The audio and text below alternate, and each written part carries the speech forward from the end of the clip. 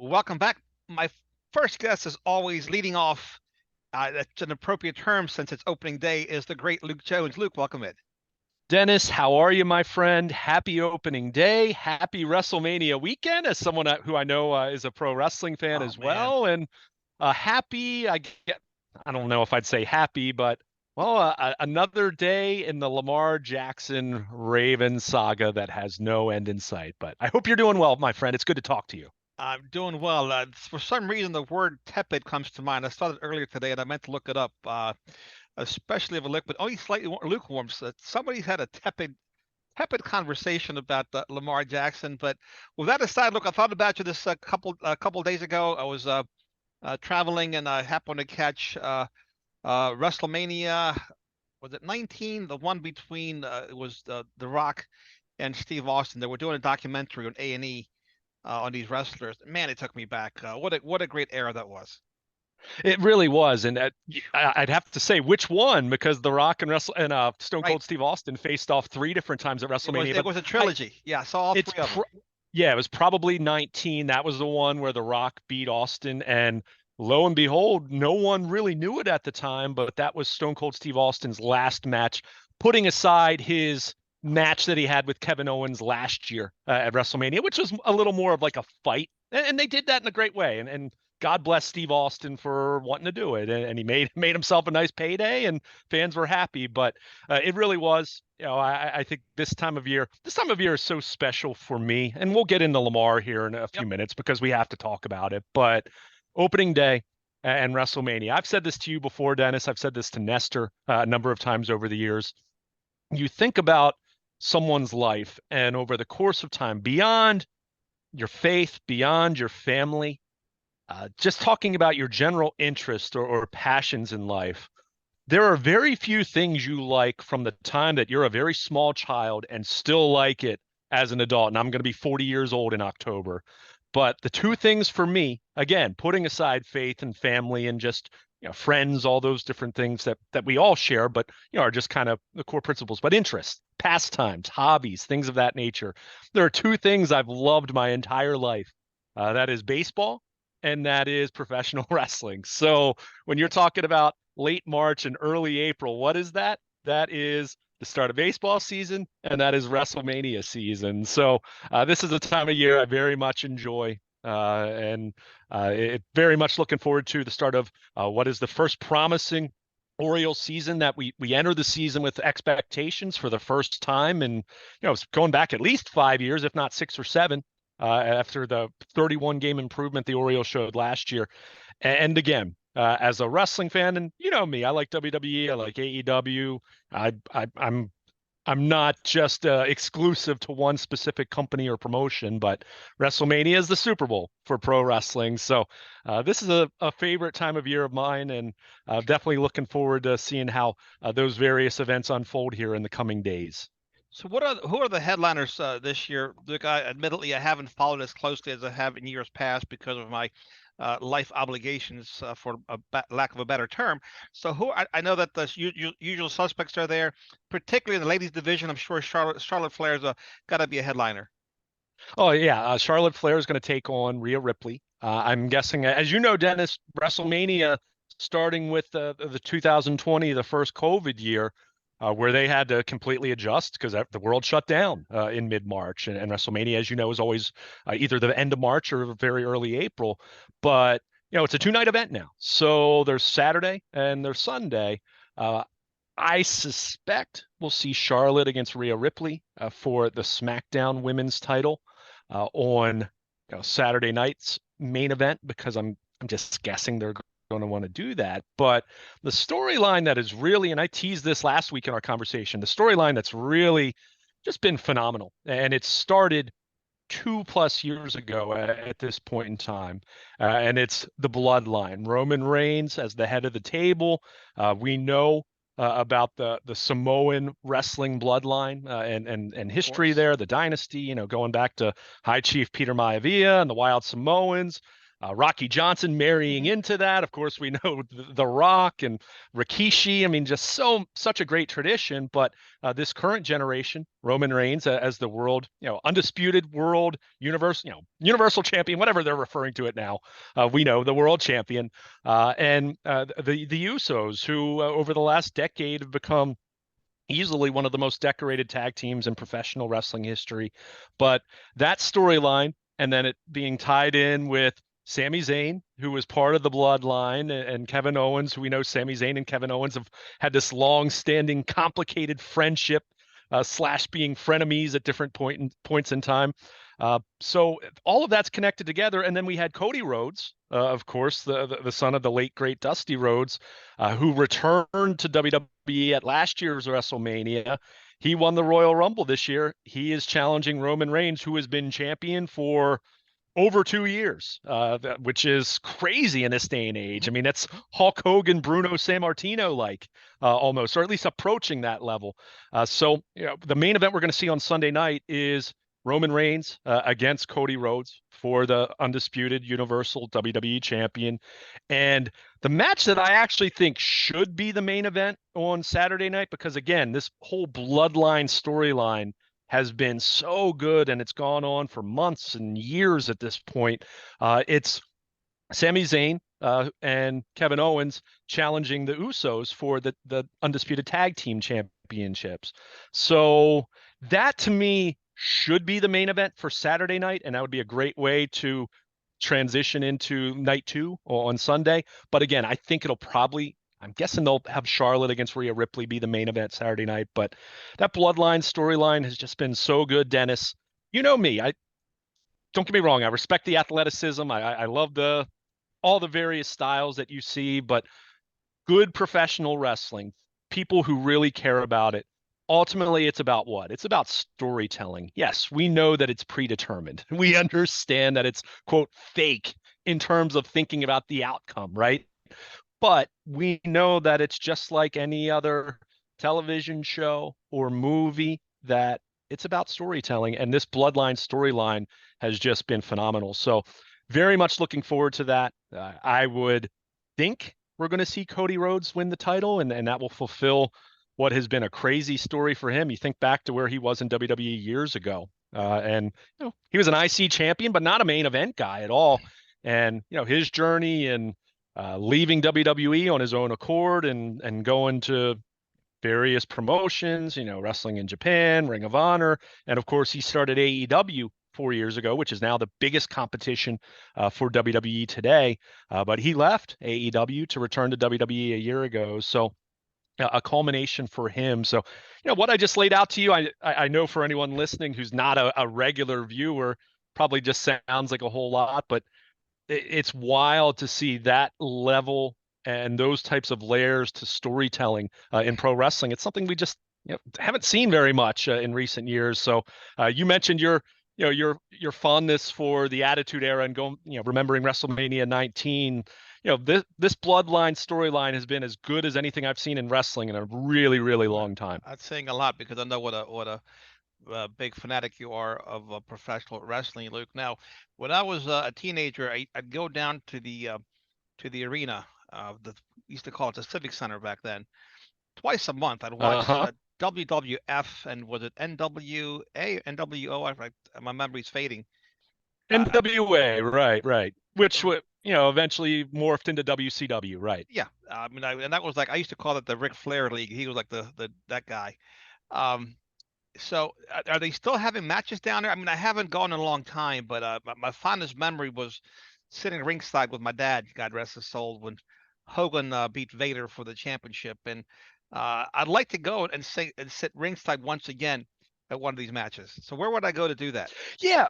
So it obviously the pandemic complicated Yep. things as it did in every aspect of our lives, but certainly in the entertainment business, which is what pro wrestling is. So house shows had kind of gone by the wayside. And even when they started, even when the world started opening up, spring of 2021, essentially, WWE wasn't really doing many, they weren't doing any house shows at that point in time, but we've kind of seen a revitalized effort for house shows. So WWE is starting to do more of them. AEW has actually started doing some as well. In fact, I know it's not a house show; it'll be a TV event. AEW's main show, which is kind of their Monday Night Raw, is Wednesday Night Dynamite. That's actually going to be at the arena downtown.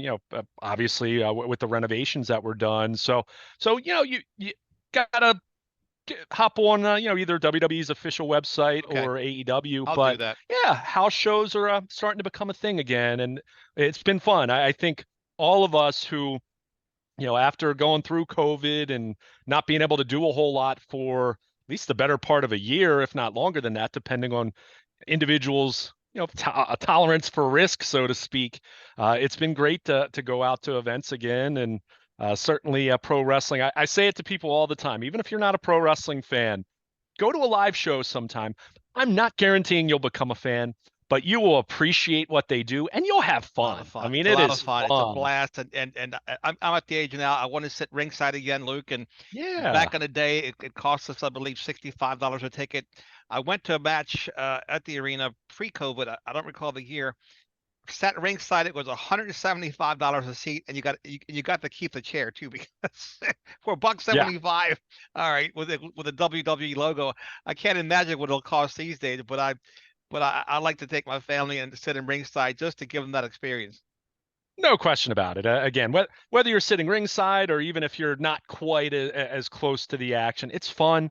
It's a lot of I fun. mean, think about, you go to a football game, you go to a baseball game, basketball, whatever it might be, a quote legitimate sport. So much of the experience of being there live is what? The crowd, right? You want to be The part of excitement. something. And wrestling, I mean, that has that. I mean, it is, especially, I would even say, and this is where I'm a little partial towards AEW in recent years, although WWE certainly stepped it up over the last year or so, really since Vince McMahon kind of stepped back from creative and Triple H has taken over. I've found the storylines and the product to be better.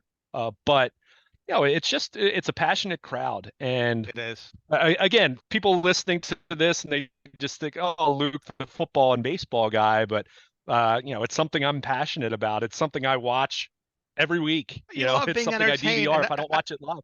I Yeah, think that's part of the appeal, Luke. We know we're being put on. Now, back in the day, I'm not so sure. My dad, sure. for the longest time, swore up and down. These guys were really going at it. He used to cry like when Chief Jay Strongbow got busted open by Haystacks Calhoun and the Valiant brothers. He used to cry. Oh, the poor guy. He's going to the hospital. His poor family, his kids, his wife watching this. He used to grieve, and he was a tough, tough man. But we know we're being put on, right? It's entertainment. Just like people say, Dennis, it's fake. Well, most movies we watch are fiction, and we watch those too, and nobody criticizes us for watching them. So it's pure fun. It's pure entertainment if you take it for what it is. Two things to add on what you just said, and I absolutely agree. I can think of stories from my parents of at least one of their grandparents. So we're talking each side of my family tree. One grandmother on each side watched wrestling and would curse at the wrestlers watching it on TV. And then to your point, I can Oh give you my my own God. story here of 6-year-old Luke, little Baltimore Luke, as a WWF fan and the most diehard Hulkamaniac you would find. I can Oh, still vividly recall WrestleMania 6, watching it on pay-per-view at home. Hulk Hogan against the Ultimate Warrior, title for title. oh Hogan my was God. What world a match that champion. was. Warrior was Yes. IC champion, Yes. and Ultimate Warrior beat Hulk Hogan. I sobbed. I ran Yes, to you my did. parents' bedroom and cried my little Yes, you eyes out. did. You couldn't And believe what your little eyes were seeing. that was the moment where, my dad, using proper judgment, because you can't have a reaction, that kind of a raw reaction to something that is predetermined, kind of pulled back the curtain for Mm. me a little bit and said, "Hey, And you still this didn't this is believe him. You're kind of like, no, a it a can't be. show." And you didn't believe him, did you, for a minute? You It doubted was Dad for a one of minute. those deals. Yeah, I kind of I kind of did, but I didn't give in all the way. And I look, it did got you. not ruin my Of course not. enjoyment of the product. I mean, again, I'm Yes. a fan almost 35 years later from that point in time, but it does speak to the amusement. And yeah, I mean, that was, back in the Uh, day, you Uh, you even heard wrestlers talk about they wouldn't even the term is smartening someone up. You yep. smarten them up about the business, right? Yes. That Yes. and they were very careful about that back in the day, to the point where you Of hear course. wrestlers today say that they didn't even tell their own family what the deal was with it, which I think is just crazy. All But right. Look. it's fun. Again, it's just like, for me, I'm just as passionate about it as watching the NFL, watching Major League Baseball, and it's fun. That's all I can say. It's not everyone's cup of tea, and that's fine. So we say that about any sport, but definitely looking forward to WrestleMania weekend. And yeah, there's nothing quite like the world of pro wrestling. What about some of the most ridiculous finishing moves you'd ever seen? Who was the guy that used to do the heart punch? Was it Stan the Man something? But remember, he'd put the Stan, guys. Yeah, it yeah, was that Stan was Killer Kowalski Stasiak? or Stasiak or Killer Kowalski, but they would put the guy's arm behind his head and hit him in the heart, and the guy would drop down clutching his heart. He would cover him. How ridiculous! When you look back on it, Luke, but we bought it. But how ridiculous was a heart punch? Look out! Here comes a heart punch.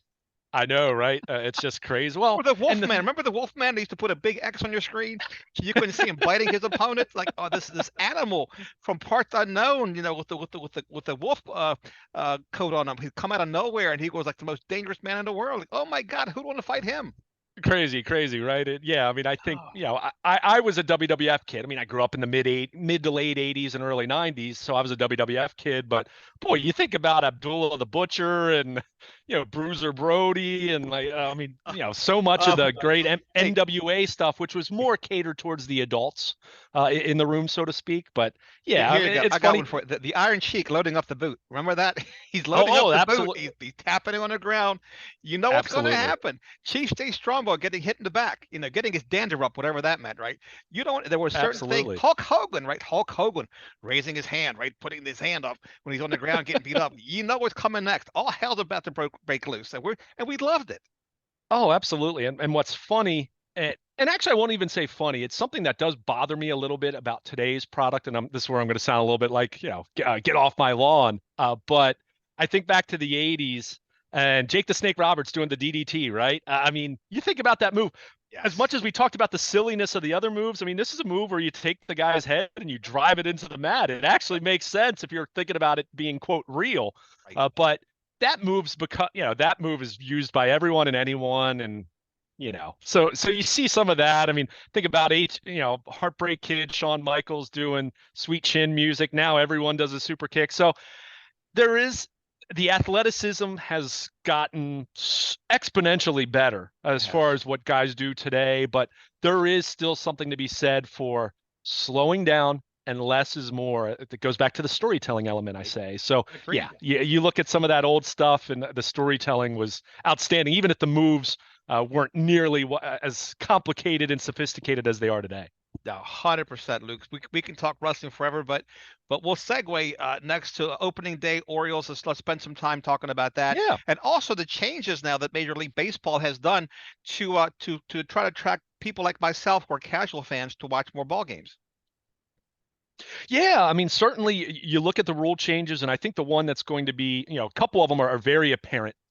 They did expand the size of the base, which technically, that was a safety reason, and technically should encourage maybe a few more stolen bases when you think about that. But I think that's more on the peripheral. I think the two big changes that people are going to notice, one is the pitch clock, and it is, very much a case of trying to pick up the pace of play and forcing more action, less lag between pitches. And what we saw, the early return in spring training is the average time of game, it was trimmed down by roughly half an hour. Okay, So significant. instead of having an average time of game of just over 3 hours, it was more in the 2.5 hour range. Now we'll see what that looks like in terms of games that actually mean something as opposed to practice games. Maybe it won't be quite a full 30 minutes, but it'll definitely cut it down. There's no question about it. And I think it's something that will probably lead to some hiccups early on, some pitch clock violation. If it's the pitcher, they charge them a ball. If it's the hitter not getting in the box in time, they charge a strike. So there'll be some weirdness with that, but I think eventually, and this was the account of so many people who follow minor league baseball, you forget about it after a while and you just realize it's a good thing to pick up the pace. So you have that. And then the other big change people will notice is the shift, the banning of the infield shifting. You now must have two infielders on each side of second base until the pitch is released, and you must have all infielders touching dirt, the infield dirt. So no longer can you have the second baseman or the third baseman coming over to the right side and playing shallow right field like we were seeing. So that's another element that, that one I'm a little more torn on because so much of the shifting had to do with teams gaining an intellectual edge. They had all this data that suggests, hey, this is where this guy hits the ball. So there is a little bit of a stifling of that, but if it does lead to a more aesthetically pleasing game and a few more hits, a few more men on base, then I'm all for it. So those are definitely going to be some changes that fans notice. And as you mentioned, whether you're more casual or if you're a long-time baseball fan who is reluctant to change, but also understanding. You want to try to make the game more appealing and maybe a little less time consuming if you're someone who watches on a nightly basis. So I'm all for it. So there's that. And then there's the Orioles who coming off of what was an incredible 31 game improvement a year ago where they were in wild card contention until late September. Expectations going into a season high for the first time since at least 2018, 2017. So we'll see how it plays out. Still a long way to go. Still some questions that I have on the pitching side, especially. And they have a couple injuries they're dealing with in the bullpen to start off the season with Michael Givens and Dylan Tate on the injured list. So that's something to keep an eye on. But boy, you look at the roster, you look at where the farm system is, which is still the consensus number one in baseball, even with some of the guys that they've already promoted to Baltimore. The future's bright. As much as we can talk about the stadium lease and Masson and ownership, and I still have big questions about all those elements. Don't get me wrong. I'm not going to sit here and gloss over those things, but what we're seeing on the field in terms of the young talent, I think this is a team that absolutely has a very legitimate chance to qualify for the postseason. We'll see if it happens. My official prediction was 84 and 78, and they just barely miss out on the postseason. That's my quote objective guess because no one really knows. But I think this is a team for the first time in a really long time. There is some really exciting upside, and I think the long-term outlook over the next 3, 4, 5 years. Now, the caveat there is ownership supporting, from a financial standpoint to augment this roster. And that was one of my disappointments about this past offseason. But acknowledging that, there's still a lot to be excited about here in Baltimore as it pertains to the Orioles, and watching Adley Rutschman and Gunnar Henderson and so many of the young names that we've grown more familiar with over the last 3, 4 years, guys that have been here for a little while now. Certainly expectations, and this is a team that is going out there expecting to win games, which had not been the case before the surprise of last season.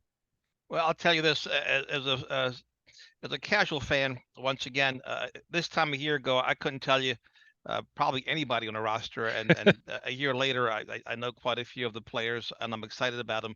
And I hope the fans show up at the stadium. I know that we have plans to come down there for several games. Yeah, and I think this is you saying that to me is actually a great transition, and we'll talk about Lamar Jackson because we have to, and the Ravens and where they stand right now. But Certainly. I look at this as such a golden opportunity for the Orioles right now. Let's face it. Ravens fans, and look, the NFL is king. The NFL is king wherever you go. So that it's not as though I'm suggesting here the Orioles will overtake the Ravens, and I hate those notions anyway because we all enjoy more than one sport, or many of us enjoy more than one sport anyway. But I do think where you consider where the Ravens are right now with Lamar Jackson.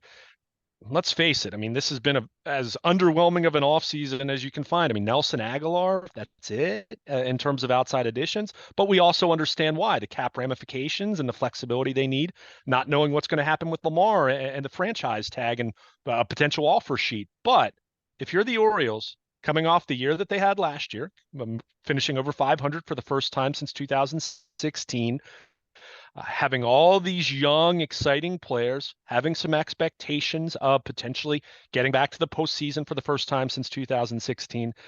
This is a golden opportunity. Considering there's a little bit of a lull right now with the Ravens, there's frustration from the fan base, regardless of who you're mad at, whether you're mad at Lamar or the team or whatever. there's frustration, right? There's some unsettled feelings about where the Ravens are right now and where they're going as an organization until there's a resolution with Lamar one way or the other. So if you're the Orioles, this is a great opportunity to start fast, create some buzz, create some energy, create some excitement, and then, yeah, get some more people out to the ballpark. I don't think that's going to happen overnight. I don't expect them to be selling out every single game. I don't know if we're ever going to see that again. I mean, that was a long time ago when that happened in Baltimore, and there are a lot of variables that have changed, including having a team right down the road in DC, as we've talked about over the years. But I think there's a great opportunity for this ball club to start fast and really get people excited. And let's face it, kind of deflect some of the attention and some of the frustration that local fans have as it pertains to the Ravens right now, and channel some positive energy into watching the Orioles on a nightly basis. So if they can get off to I don't know, I'm not saying it has to be anything extraordinary, but if they get off to a 13-6 start or something like that, I think you'll see some serious buzz as it pertains to this ball club, just because of the young players that they have, and because I think they're I mean, my goodness, this October will mark 40 years since the Orioles last won a World Series. I don't think that streak is going to be broken this year, or that drought, I should say.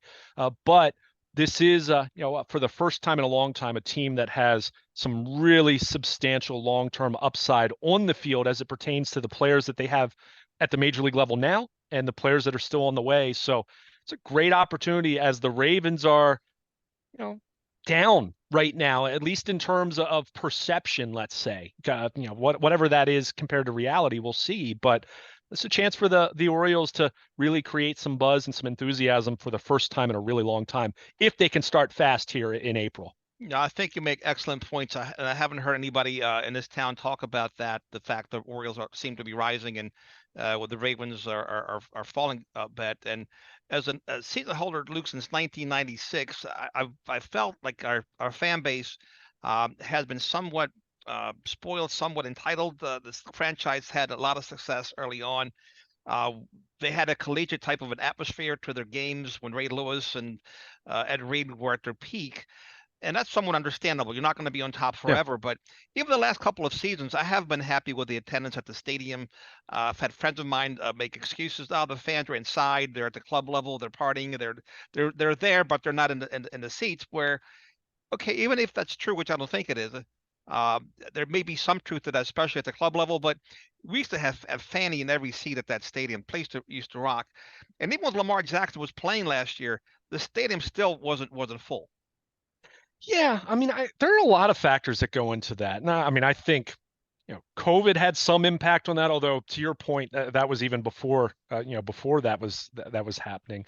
I think a major factor, and whether you want to say spoiled, entitled, just taking for granted, however you want to characterize it.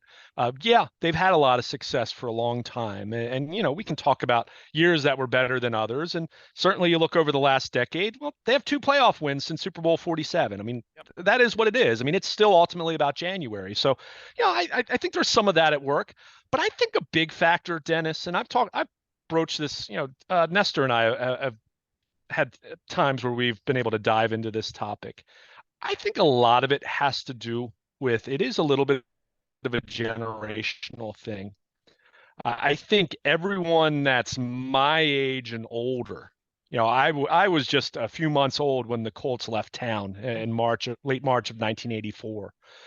But anyone who is mid to late 30s and older, and has been in Baltimore for the duration, remembers having that 12-year period where there was no NFL football in the city of Baltimore, and remembers different rumors of different owners potentially moving their franchise, and obviously expansion, going to Carolina and Jacksonville, and all the different factors that were at work there. That when the Browns, when Art Modell announced he was moving the Browns to Baltimore, regardless of how you felt about that being the way that Baltimore got a team back, and I think there were conflicting feelings there, there was still very much a sense of how there was a period of time, especially after they didn't get the expansion teams, that it felt like it just wasn't going to happen. I mean, it really felt like Baltimore wasn't going to get an NFL team. So for when that happened, I think there was such a sense of, euphoria and enthusiasm and an urgency to support and eat up, buy those season tickets, buy merchandise, watch all the games on TV, because understanding that we didn't have that. So and this isn't, I'm not saying this to be disparaging to the younger generation, but here's the reality. Some of those original season ticket holders back in 1996, if they were in their 50s or 60s then, you know, they're not going anymore for a variety of reasons. I mean, unfortunately, some have passed on, and some are just, they're not as, they're not going to be as into it in terms of going to the games on a weekly basis.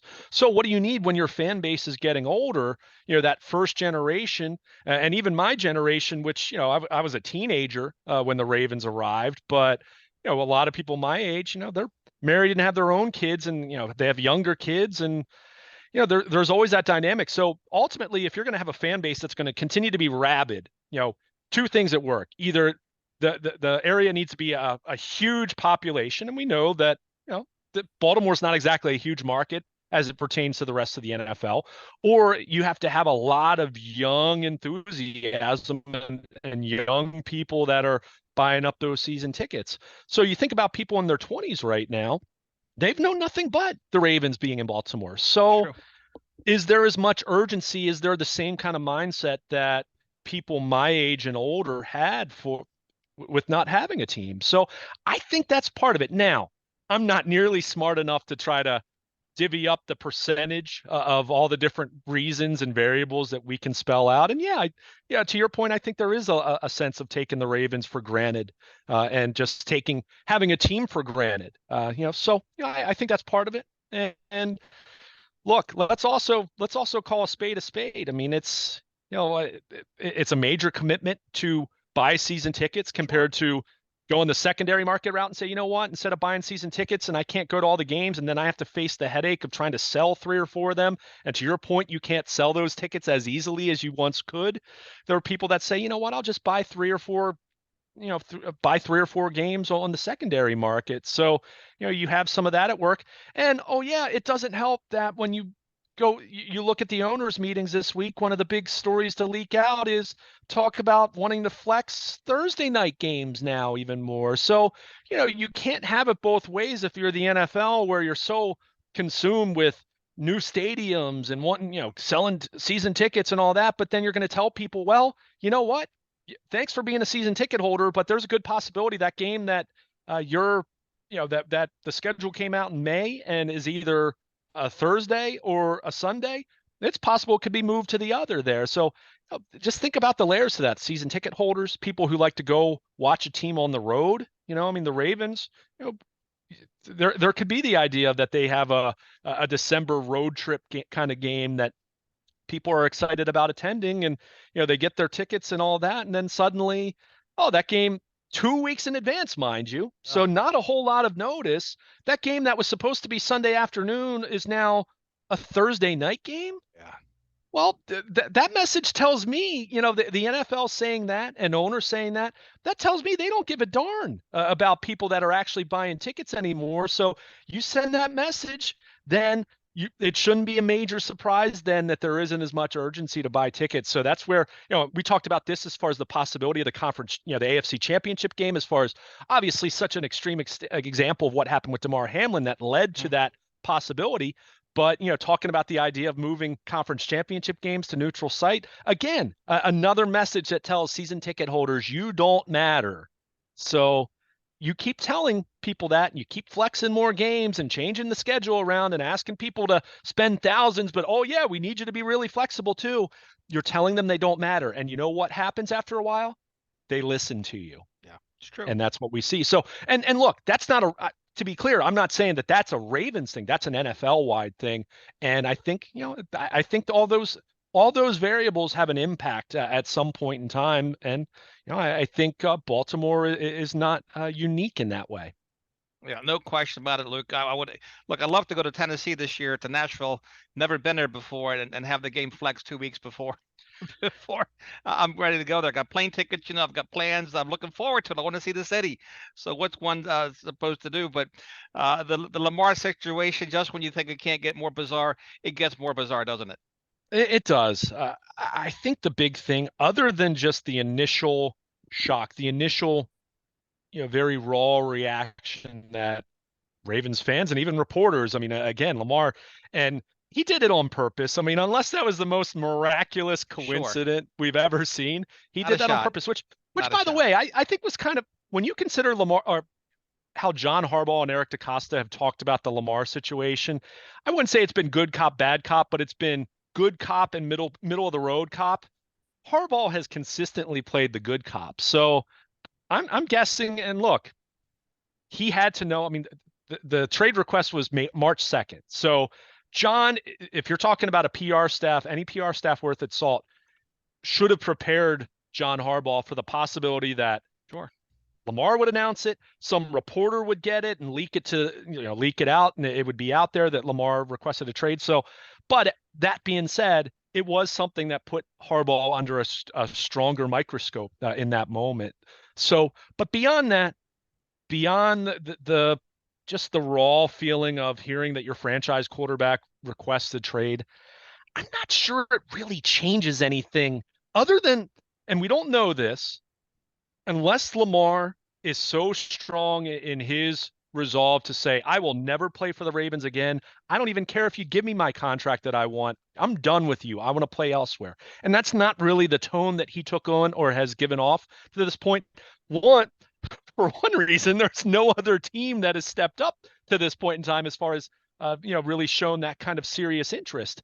But the reality is, the non-exclusive franchise tag is all about telling Lamar, all right, go get that team that wants to, go find that team that's going to rescue you from this situation and give you what you want and give us our draft compensation or whatever the compensation is and make this happen. So Lamar pulled back the curtain.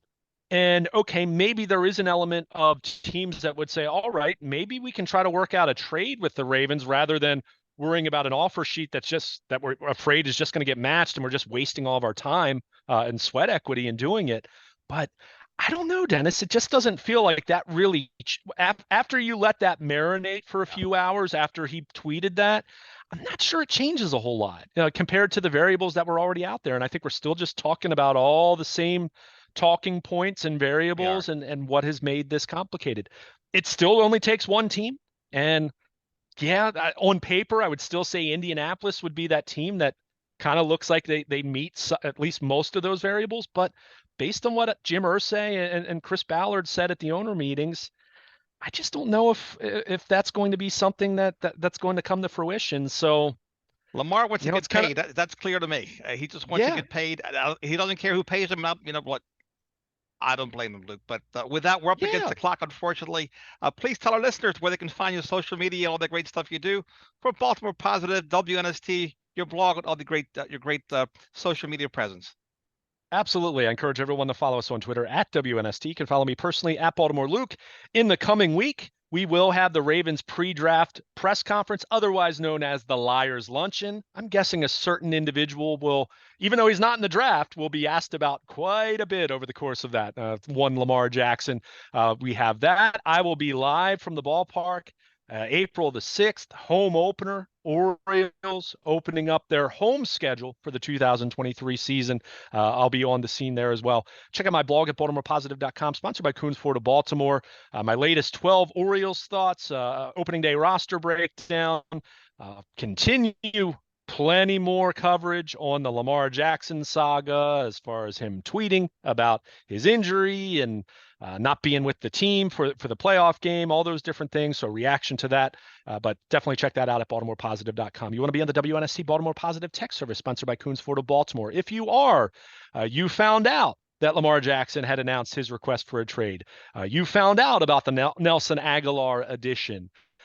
You'll find out about future Ravens signings, any other significant player departures. And of course, as we get closer and closer to draft night, each Ravens draft pick sent directly to your mobile device via the WNST Baltimore Positive Tech Service, sponsored by Coons Ford of Baltimore. And of course, anything throughout the week on AM 1570 with Nestor. Sound from the ballpark, the Liars Luncheon from Owings Mills. Check out that audio at BaltimorePositive.com. All right, Luke, always a pleasure and a privilege having you on. Have fun with opening day, WrestleMania. You and I managed to push down the Lamar Jackson story to this 3 slot during our segment today.